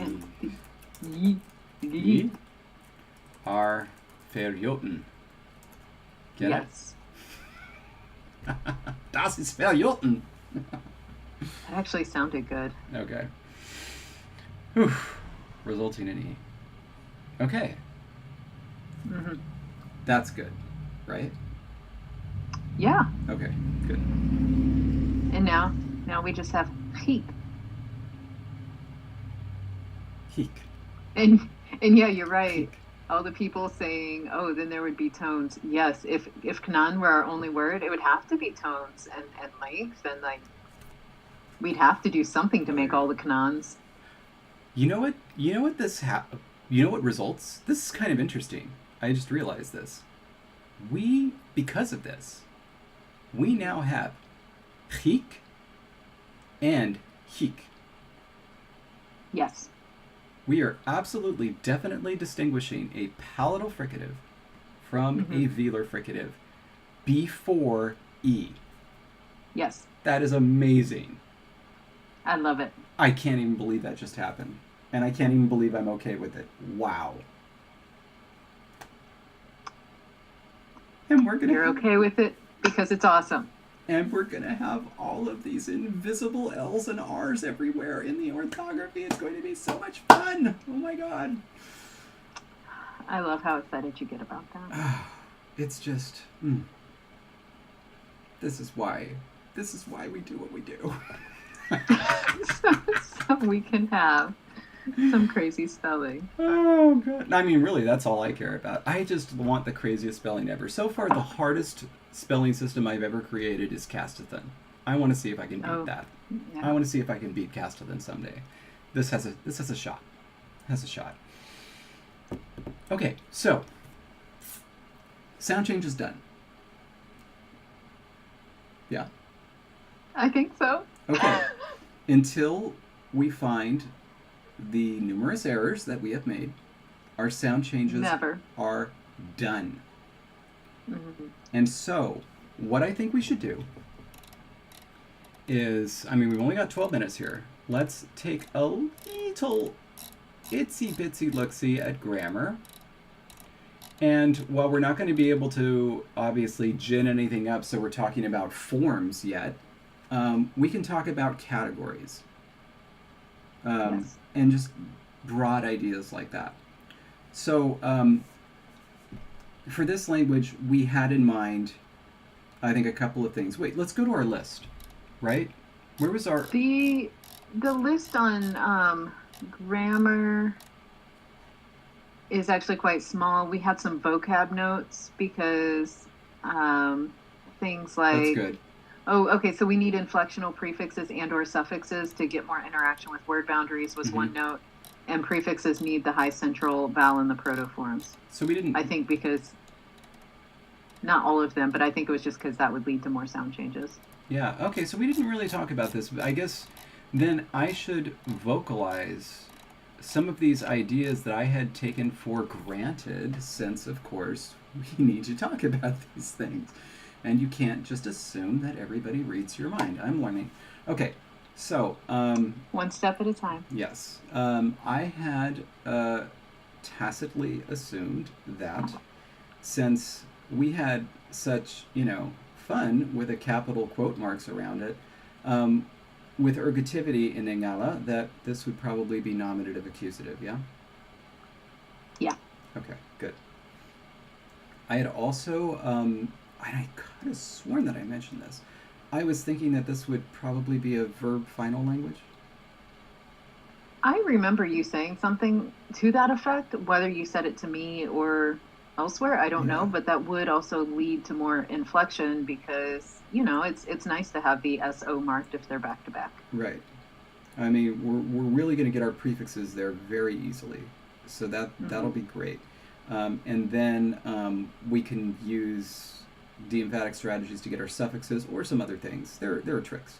We can do things. We could also talk about how strict that word already needs to be.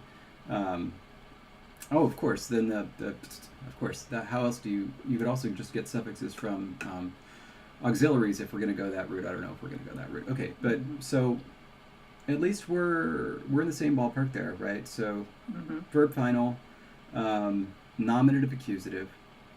I am completely just agnostic with respect to the reification of theta roles. In other words, case. Sorry. Okay. I didn't want to just say case, It was like how the theta roles are assigned, it could be any way. I don't know. There's a number of ways. Anyway, but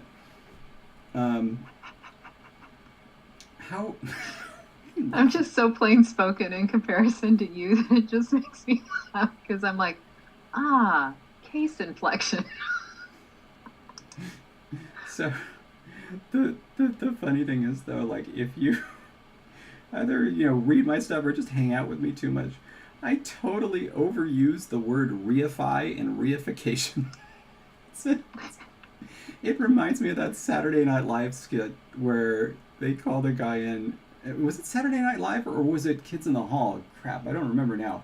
But where the boss calls this guy in and he's upset at him because of how much he uses the word ascertain. I think it was Kids in the Hall. It's like, yeah, a couple of guys have a problem with how much you use the word ascertain around here.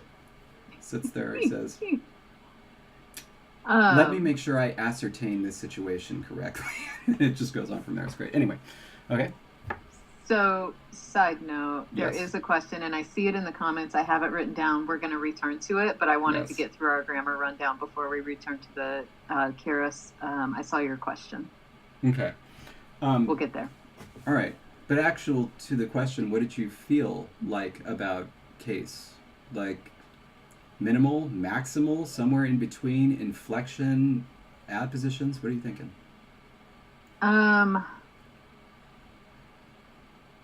Well, I thought we wanted as many. I thought we were gonna embrace the inflections. So yeah, I guess I thought that we would end up doing some sort of case marking, but perhaps only like core cases, not like over the top. And then, yeah. Well, this is one way that we can approach that. Because something I also thought, if we wanted bigger verbs and lots of stuff on the verbs, then we can like the strong head marking languages where almost all of that case stuff is somehow marked on the verb. We could do something like that. So that would kind of play into, I think, what you were thinking, where we have a very minimal case system that's just core cases. They could even be defined somewhat loosely, and really their interpretation is based almost exclusively upon what happens with the verb. So Okay. we could do something like that. And now on the verb, would that be close to like, are you thinking something like by personal marking or even beyond, above and beyond that kind of marking? No, I wasn't thinking actually strong person marking. I was thinking of heavy applicativization and manner. I'm going to need to remember some examples of what that may look like. It's so much easier to do if you're just evolving the stuff, because then you just remember what it's based on and you don't have to care what it's called, right? Because like you just know. That's one of the problems. And you called it heavy applicativization? Yes. No, so it's like, okay, it's going to make so much sense when we do it though, because that's a thing. Okay. When you look at these languages from just the top down, like if you just like open a grammar of Navajo, it's so intimidating, right? Because there's all this cool stuff that's happening, and some of it's really minimal, right? And it's got all of these crazy terms, because linguists love their crazy terms, especially when they get to invent them. Who the hell thought they could get away with calling a case the Vialis? I mean, it sounds like a combination of Viagra and Cialis. I hope they regret it now. The drug companies don't. It's like built-in advertisement. It'll make you think of both. Oh, right. So perhaps they were both targeting the demographic of, I don't know, older men who were really into grammars of ineptitude.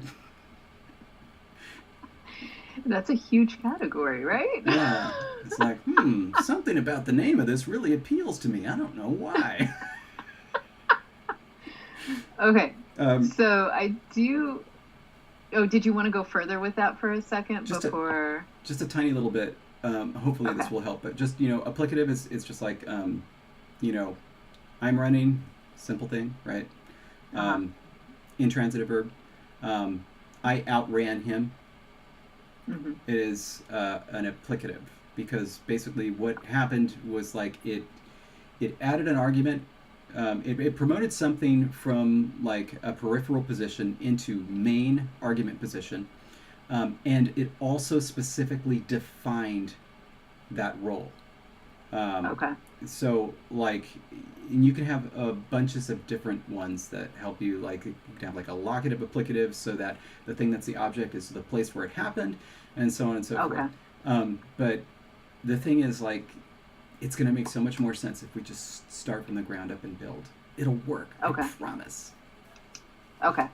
And then really the case marking, like just really core case marking or something a bit more minimal. Yes. It would be kind of fun to get away with 2 cases. Kind of like, what's it? the Tagalog, where Mm. I just love it. They're basically two little markers, and one of them is ang, and one of them is ng. Nice. It reminds me of talk be seen with its two prepositions. One of them is long, and the other one is belong. It's just And so then essentially if we did just have two, it would Yeah. kind of be like subject, non-subject is essentially. I mean, maybe, but Okay, we'll see. we'll see. We'll have to see where this thing is gonna come from. Like what's gonna give it to us? What is? There's so many possibilities. Okay, I'm just. Yeah. Okay. Anyway, but Okay. so poll. Well, before we get to the poll Yeah. question, Yes. because Kara's asked what happens to ny sequences, nya plus e. Yin. Oh. It is because that's a sonorant. Because How do we- it is I'm trying to. Where did our rule just go? We just wrote it and I can't find. Oh, there Sure. we go. I see your for Iyun. Yes, because the nya is sonorant and it's Yeah. palatal. So then we need to ask what gets us ya and lia and kicks out nya, because no, we're not. That's not disappearing. It's staying as is.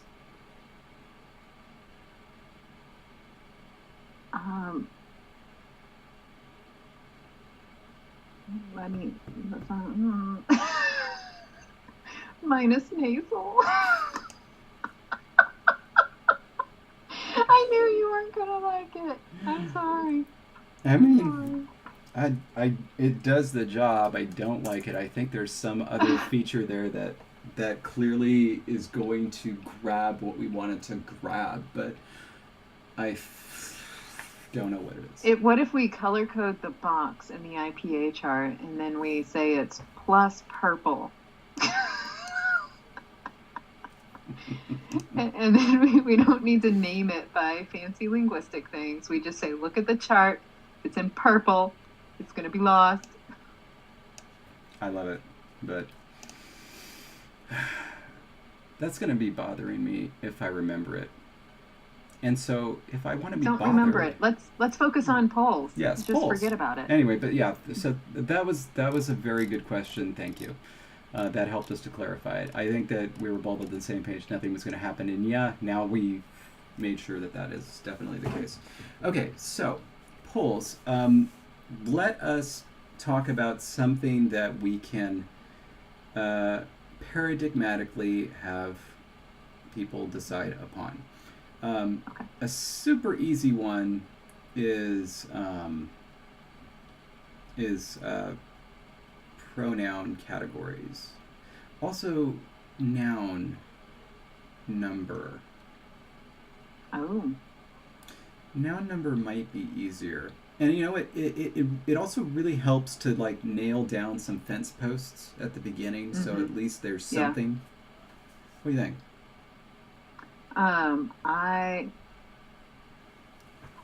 Sorry. Karis is saying why not just use plus approximate, which I think is what I had suggested, and you were like, nah. I don't because think that's a thing. Minus approximate would be yeah anyway. I'm not sure that's a feature. Okay. I think anything could be a feature, including plus purple. Okay, so I like the idea of nailing down number because I think that's then going to affect what we're going to consider for pronouns. Yeah, you're right. So, how I don't know. We don't want to get too crazy. Do we just want to do singular, singular, plural, singular, dual, plural? As the options? Yeah. Okay. I guess we also, if we did singular, that would be no distinction, right? Yeah, sorry, that's what I meant. Yeah. So no distinction, singular, plural, and then singular, dual, plural. Yes. Do we want to keep it simple for this one, or add some sort of bizarre fourth option that will definitely be chosen? Obviously, the bizarre fourth option is going to be singular, dual, okay, and then we're going to skip to octal and then plural. But like everything in between, it just doesn't get marked at all. And so we don't care about 3 through 7. It's, do you have 1, 2, 8, or more than 8? That's how it's going to be. Oh gosh. 1, 2, 8, more than 8. I love this.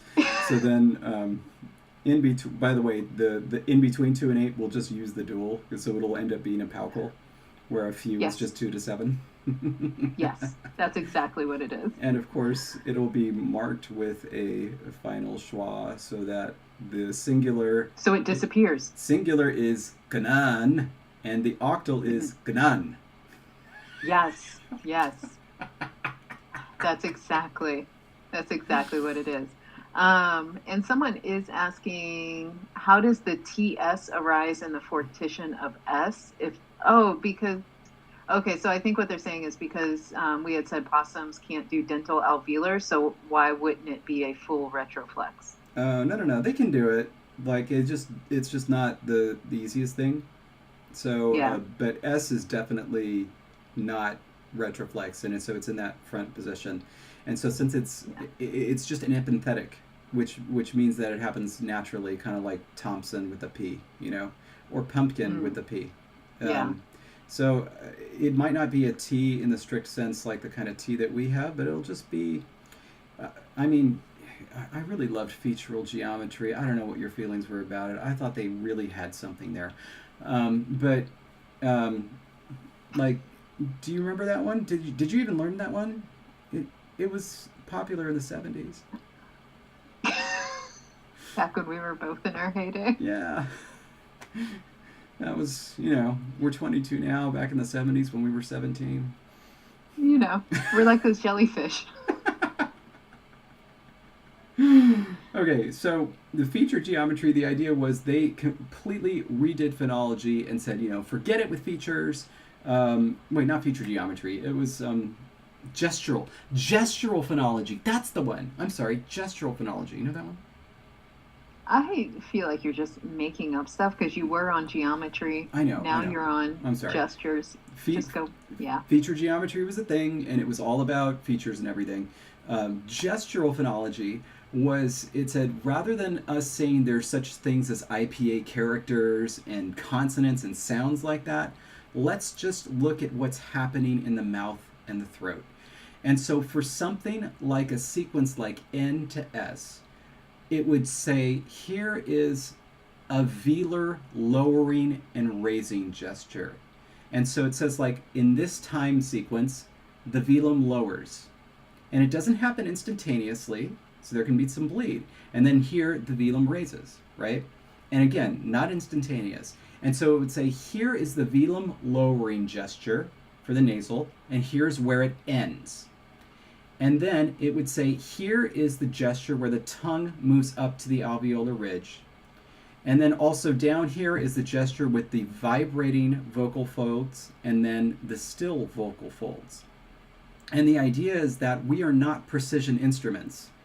And so the devoicing can happen before the velum has fully raised, right? Is that what I mean? No. The devoicing can happen and the velum can raise before you get to the fricative gesture, because of course with what's happening when you go from N to S is you're moving from a stop position to a fricative position. But if you hit that devoicing and the velum raising before the tongue gets into the fricative position, you will automatically get what sounds like a stop. That's why it's happening. And so that was gestural phonology. I thought it was really lovely. I mean, it explains the process, sure, but I would not want to have to explain every sequence of sounds with all of that. So, this is why a lot of theories of, like, in linguistics, why they get canned, because they're not convenient to write. That's it. We can talk another day about how much I hate theory in general. Me too. Yay. Thank you. Okay, so by the way, I see a lot of votes of saying no. The suggestion I threw out needs to be saved for the spider language. And so I think the 3 options would be good. Oh my goodness. I mean, there's never. I mean, they would certainly have a base 8 counting system. But. A pristine form. That's what it would be called. It wouldn't be called the octal. It would be the pristine form, because the perfect form of anything is going to come in 8. Yes. Okay, so now apparently the question now has become, but how do they do that without an alveolar ridge to distinguish between the retroflex and the alveolar? Oh, it's tongue bending. It's how bent the tongue is. Yeah. Okay. Cool. I think then we have what we're voting on. I think we've wrapped up Yes. what we can do for today, right? Yes. You thinking of anything else? No. No. No. Okay. No, we're okay. We're all right. Okay, so patrons, you get to vote on what kind of number system, which then will be interesting because then we can decide once we have what numbers they'll be sensitive to, how they're going to be marked, which one's going to be the unmarked form, that kind of thing. Like, that'll be fun. Yeah. Excellent. Good. Okay, so I think it's time to say stay grammar. Hey. And And we'll see you next week hooray! for the real grammar. Oh wait, right. I have to stop.